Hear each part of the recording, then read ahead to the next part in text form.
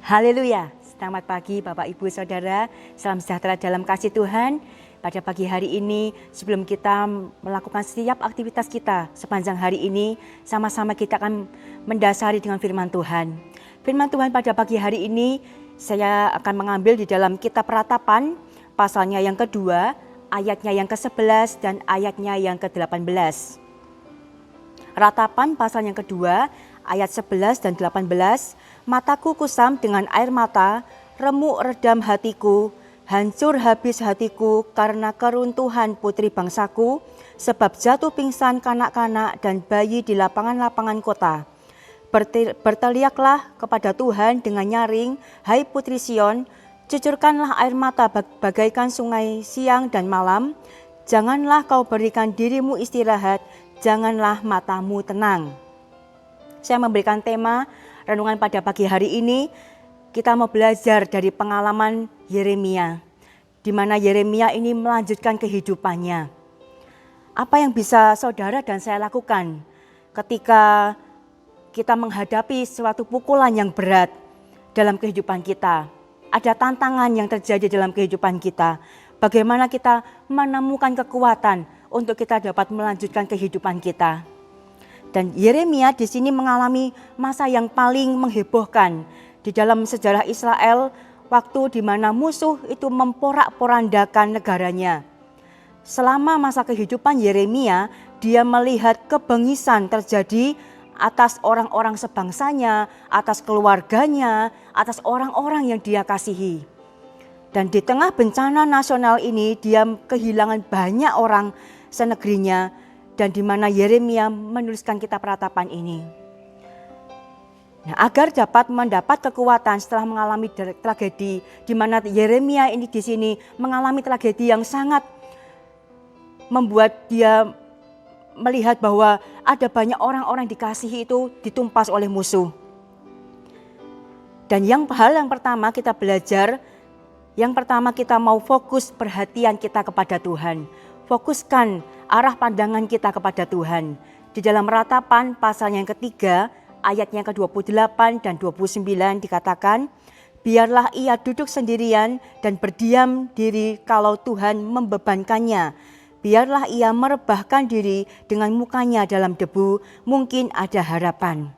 Di sini kita belajar bahwa kita perlu ambil saat teduh. Kita menyendiri bersama dengan Tuhan. Hanya antara saudara dan saya dengan Tuhan.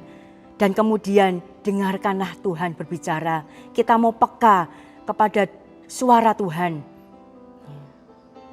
Hal yang kedua kita belajar agar mendapat kekuatan setelah mengalami tragedi tantangan. Yang kedua, mintalah Tuhan melenyapkan rasa takut kita.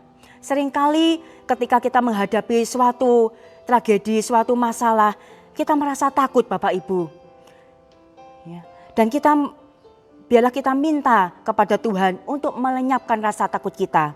Di dalam Ratapan pasal yang ketiga, ayatnya yang ke-55 sampai 57. Ya Tuhan, aku memanggil namamu dari dasar lubang yang dalam. Engkau mendengar suaraku.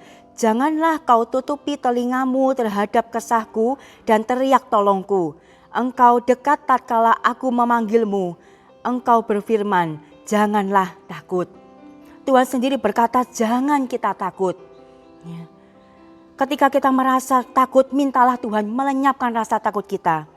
Dan obat dari rasa takut kita itu bukan formula, bukan makanan dan lain sebagainya. Tetapi seorang pribadi yang bisa melenyapkan rasa takut kita.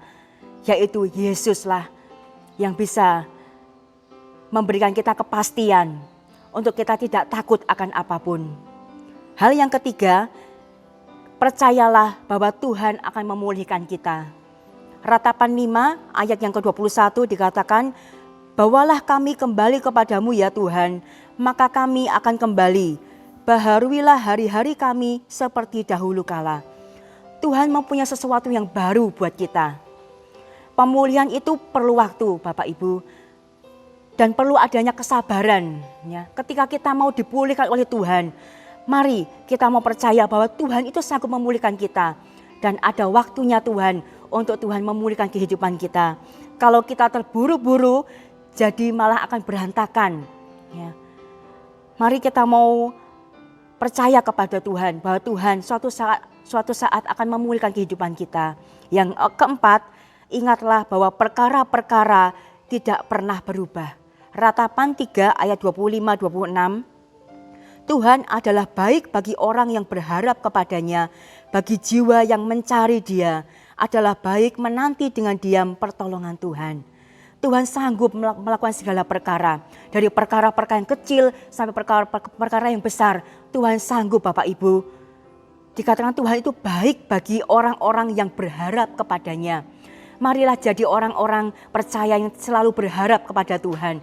Kita tidak bisa berharap dengan kekuatan kita, dengan orang lain, dengan keluarga kita, dengan anak-anak kita, dan lain sebagainya. Tapi kita mau berharap hanya kepada Tuhan.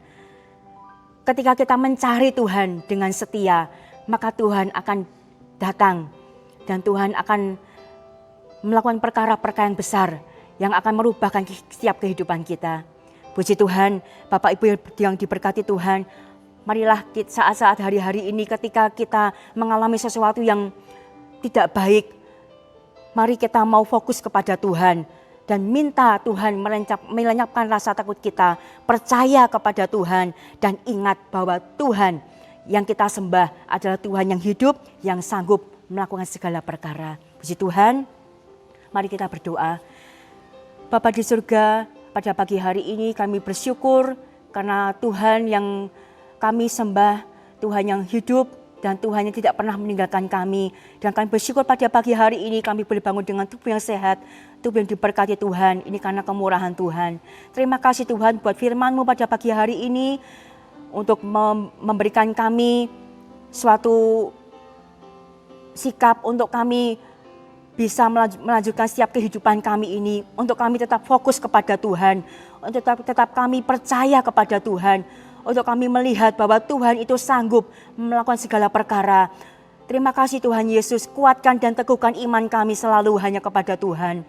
Terima kasih Tuhan, memberkati semua jemaat COTW Temanggung ini Tuhan, mulai dari anak-anak sampai ke lansia, memberikan mereka kesehatan, kekuatan, hikmat, dan bahkan dalam setiap keberadaan mereka, Tuhan selalu ada di dalam kehidupan mereka. Terima kasih Tuhan, dan teguhkanlah iman mereka percaya kepada Tuhan dan tidak meninggalkan Engkau.